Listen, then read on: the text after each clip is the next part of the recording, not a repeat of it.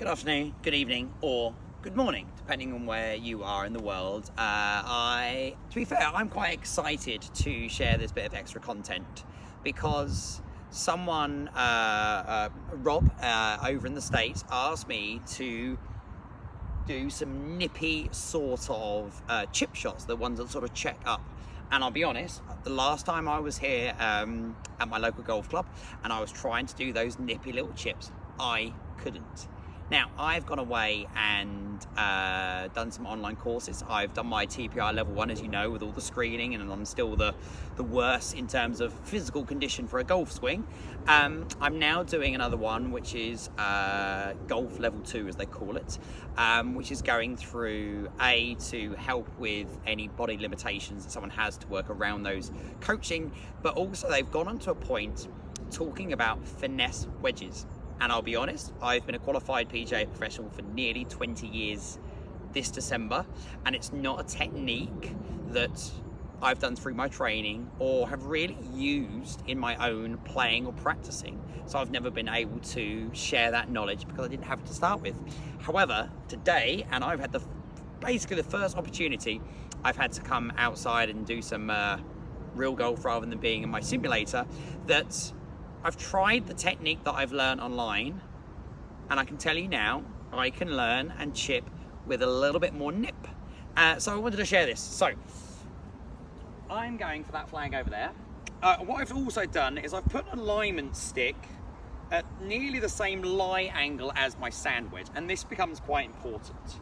I'm not saying the bog standard chip that I do, you have done, do at the moment, where you've sort of got your feet fairly neutral in terms of ball position in the middle, weight a bit forward, hands slightly forward, and you're just sort of doing a small arc to your swing. I'm not saying that is a wrong technique or a bad technique. You know, I would stand fairly square with my club face, pressure a bit left, and just sort of swing back and through, and it would chip, and then it would release towards the hole. That's not a wrong technique, it's just not gonna give me that little bit of extra spin. So, and I'm even using distance balls, just like pretty rubbish balls, to be honest. So, the difference is, setup is similar. I do like toes pointing in front of the golf ball, and just having your chest ever so slightly open, so if you had a laser coming out of the middle of your chest, just in front of the golf ball. Now, I've got my sand wedge, I'm going to expose the bounce a little bit. I'm going to fan this club face slightly open. Not ridiculous, but I'm going to expose the bounce a little bit because that's going to help me to get more, I don't know what's the way, more forgiveness is probably the key word, because I can probably catch the ground slightly before and the sole of the club will help me. Now, to make sure that I'm not just swinging too much on the inside and maybe using my hands and extending my right wrist back, the alignment stick is there to make sure that I hinge, and you'll notice that really the length of the backswing, there isn't much happening here. It is very much just sort of a hands back, a hands hinging, and keeping the club on this sort of imaginary ball to target line on the way back. All I then need to do when I've hinged, and I've mainly used my hands for this, is just release the club, as in like just allow it just to fall to the ground. So I'm not pulling or anything like that, I'm just allowing gravity to take over and rotate my chest towards the golf ball. But you'll also notice that my sort of release is what we'd call quite narrow. So I'm like nearly feeling that I'm going to put my grip in my left pocket, in my lead pocket. Now, I've been excited, and this is why I want to record it. I probably won't be able to do it now, but you could appreciate sort of how low that first shot went, even though I'd be quite happy with that particular chip. So, standing quite close to the golf ball like we do for a normal chip. Feet in front of the golf ball. Chest slightly in front of the golf ball. I'm going to feel that I really focus on just a hands motion, and then just turn and feel that my grip goes into my left pocket, into my lead pocket. Now, he says with great confidence, what's the difference? Now, it's got a bit right, and I'm going to give a few attempts because that wasn't my best effort, but could just feel that came off a bit nippy. That had more spin, 100%. Right, come on, Annie, you've got to do a good one. So, lead in my pressure in my lead side, hinge the wrists. Oh, there we go. Oh, that would have been good. I'm going to do one. I'm going to get one in. But it just comes out with more spin. As long as you are hinging, keeping that club in front. This is why I've put this alignment stick here to help me. Feel that I turn and everything goes into my sort of lead pocket. I'll probably do a few face on in a minute. So it's really like that. So in the backswing, nothing really turns too much like we would in fact compared to a normal swing. I let gravity do the work and I just turn and feel it goes into my left pocket. It's the first time I've practiced it. It's a technique that I've only just recently learned. I will be more than happy to admit I don't mind learning new stuff. Oh, that's beautiful. So much higher. Has more spin. If I used a decent ball, we might be able to see it. Might have to get one of my balls out of my bag in a minute. Maybe a clean club face might actually help as well. So, hang on. Where's a decent ball? Here we go. Right, Pro V1. Pro V1X. That's where I'll probably thin it now.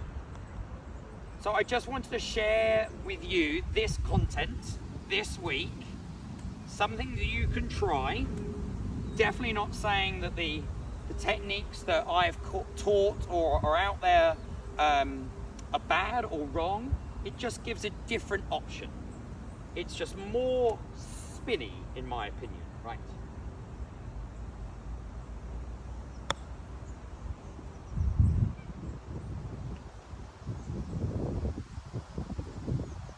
Just needed a decent ball. Okay, how can I compete with that? I'm going to move you a little bit. Let me do a couple face on. As always, any questions, send me a message. Since I was last here, by the way, they've cut all these trees. It looks lovely now. Oh dear. You gotta love that. Gotta love that. That's one for the gram on Friday, isn't it? Let's be honest. So, toes in front, pressure slightly in front, hinge, turn and left and lead pocket. I have to say lead and trail. There's some lefties out there. I'm excited. I'm playing golf on Saturday. Oh, it's not in. I could say it's in because you don't know any different, but I promise you it's not in. So it's all about the hinge to start with. Gravity takes over and it's into the lead pocket. I love it. It's definitely a technique that I've never used for my own chipping or taught anyone. Oh, just didn't go in. It just feels good. Right, one more. As always, if you have any questions or any requests for content, please let me know. I'm always happy to share. I still know I need to do a golf course vlog. I promise you, I've not been on a golf course in, I'm playing on Saturday, so I'm going away for a night, going up north. I say go up north, like Americans, like 3 hours for us is a long way, but 3 hours for anyone in America is probably like just down the road.